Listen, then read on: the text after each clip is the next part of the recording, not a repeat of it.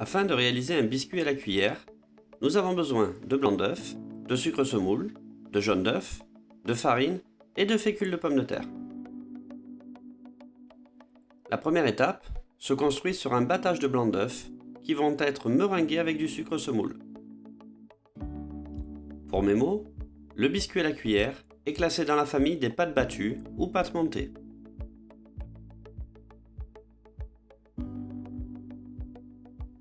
Une fois que les blancs commencent à prendre du volume, ajoutez en puis le sucre semoule. On va donc chercher à augmenter le volume. Ceci étant possible grâce à la teneur en protéines des œufs et à leur capacité sous l'action du fouet du robot à retenir et stabiliser des bulles d'air dans la masse pour obtenir après cuisson un réseau alvéolé. Serrez les blancs jusqu'à obtenir une masse qui se tienne bien.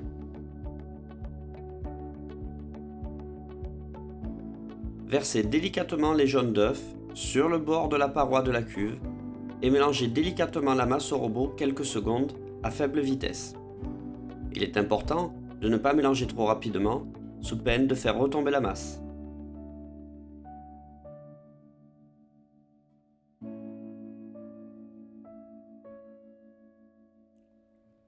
Mélangez la farine et la fécule de pomme de terre ensemble.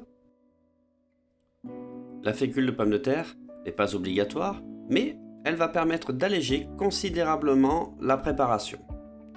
La fécule de pomme de terre peut être remplacée par de la maïzena qui aura le même effet. Intégrez la farine et la fécule dans les œufs montés en effectuant le mélange directement à la maryse sans faire effondrer la masse.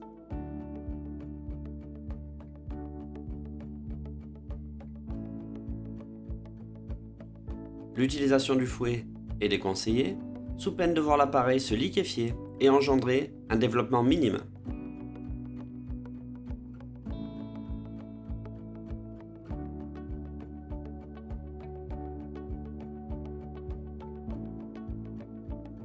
Disposez l'appareil dans une poche munie d'une douille unie. Réalisez une spirale de biscuit.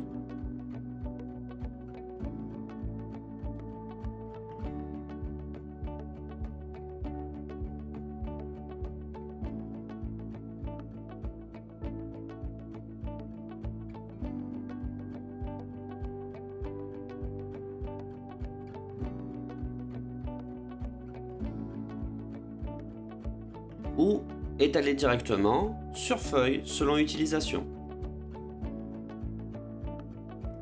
Mettre en cuisson à 190 degrés environ 8 à 10 minutes pour un biscuit à la cuillère poché et un petit peu moins pour une plaque.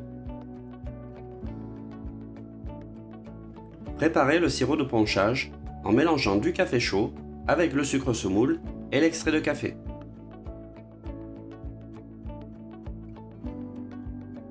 Mélangez bien le tout de façon à bien dissoudre le sucre. Intégrez pour finir le marsala crème au veau, aussi appelé le marsala à l'œuf, qui est l'alcool le plus souvent utilisé dans la réalisation du tiramisu.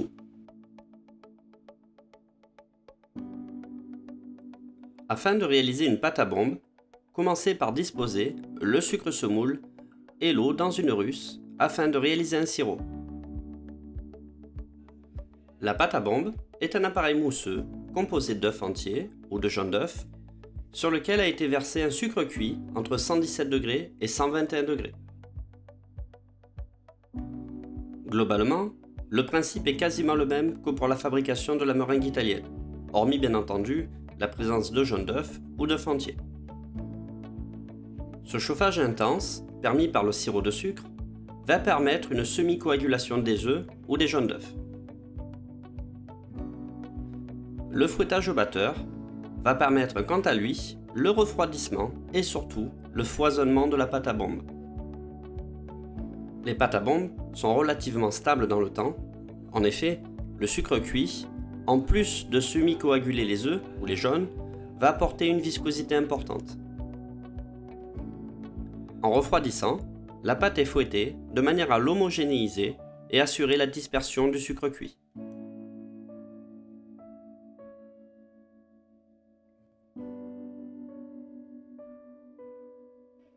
Portez le sirop jusqu'à 118 degrés, qui correspond à un stade de cuisson précis qu'on appelle le petit boulet. Versez le sirop progressivement, ou en plusieurs fois si nécessaire, directement sur les jaunes et battre le tout ensemble. Il est important que le sirop soit monté avec les jaunes et pas qu'il soit propulsé sur les parois de la cuve. Il faudra donc adapter la vitesse du batteur. Les pâtes à bombe à base d'œufs donnent des résultats mousseux, liés à la présence de blanc d'œuf qui favorise l'incorporation d'air, alors que les pâtes à bombe à base de jaune d'œuf sont plus compactes. Pendant que la pâte à bombe bat et refroidit, fondre la petite partie de mascarpone au sein d'une russe.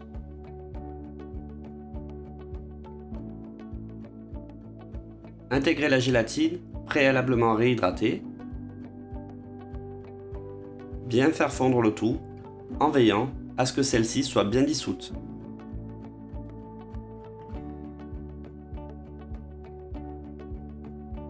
Travaillez le restant de mascarpone avec la vanille liquide.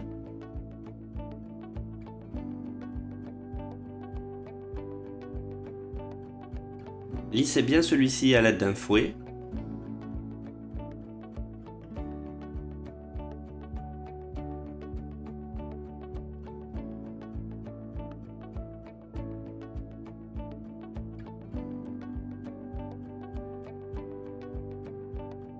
Une fois bien lissé, incorporez le marsala. Le marsala Cremovo est un produit emblématique provenant d'Italie, qui n'est pas obligatoire, mais qui apportera un parfum très spécifique à la crème. Il va également légèrement teinter la crème.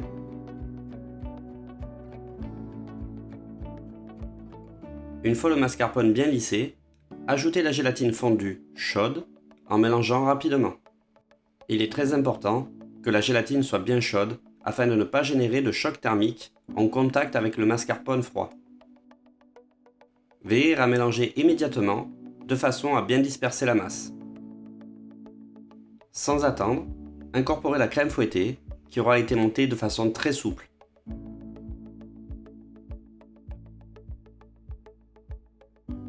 L'incorporation peut démarrer au fouet sans aucun problème, étant donné que la crème a été montée idéalement pour faciliter son intégration au fouet. Il est toujours préférable d'intégrer la crème fouettée en plusieurs fois, ceci permettant d'optimiser le mélange.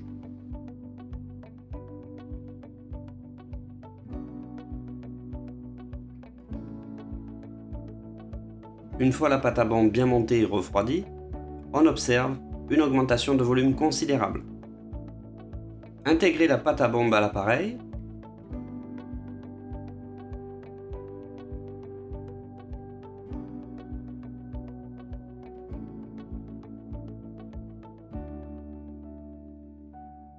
Mélangez délicatement à l'aide d'une maryse. La pâte à bombe va apporter le sucre nécessaire à la préparation, mais également beaucoup de légèreté. Nous avons ici l'association de deux éléments comportant énormément de bulles d'air, à savoir la crème fouettée et la pâte à bombe. L'association de ces deux éléments vont permettre de donner l'appellation de mousse à la préparation. C'est ainsi une mousse au mascarpone. Chemisez un cercle à entremets de 18 cm de diamètre à l'aide de rhodoïdes. Détaillez les fonds de biscuit cuillère à l'aide d'un cercle de 16 cm de diamètre. Ponchez le biscuit à l'aide du sirop de ponchage au café. Disposez un fond à l'intérieur du cercle en veillant à ce qu'il ne touche pas les bords. Veillez à poncher convenablement le biscuit. En effet, la réussite d'un bon tiramisu, comme d'ailleurs d'un opéra, repose sur la maîtrise de l'étape de ponchage. Coulez à mi-hauteur la mousse mascarpone.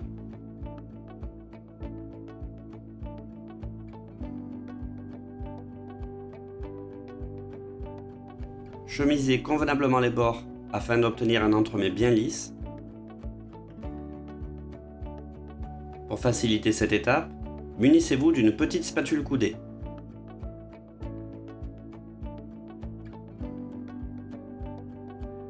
Ponchez une des faces du biscuit cuillère avec le sirop au café. Placez le disque au centre de l'entremet.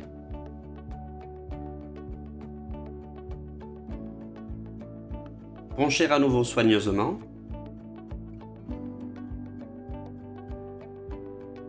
Remplir à hauteur avec la mousse.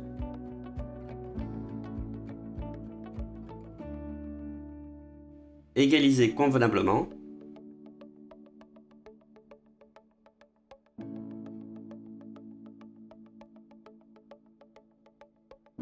Lisser à l'aide d'une spatule.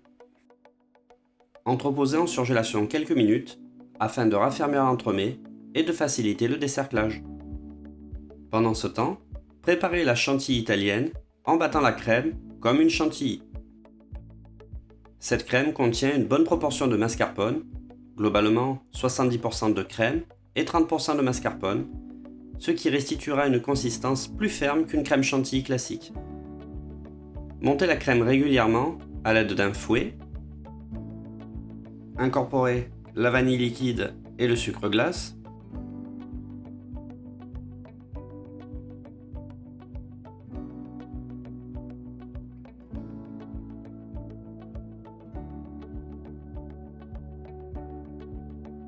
Pour terminer, intégrez le marsala qui va parfumer agréablement la crème.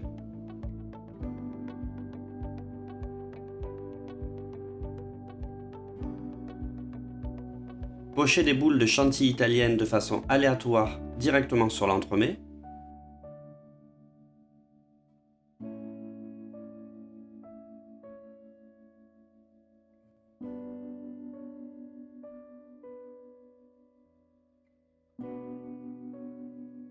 Saupoudrez de cacao poudre la totalité de l'entremet.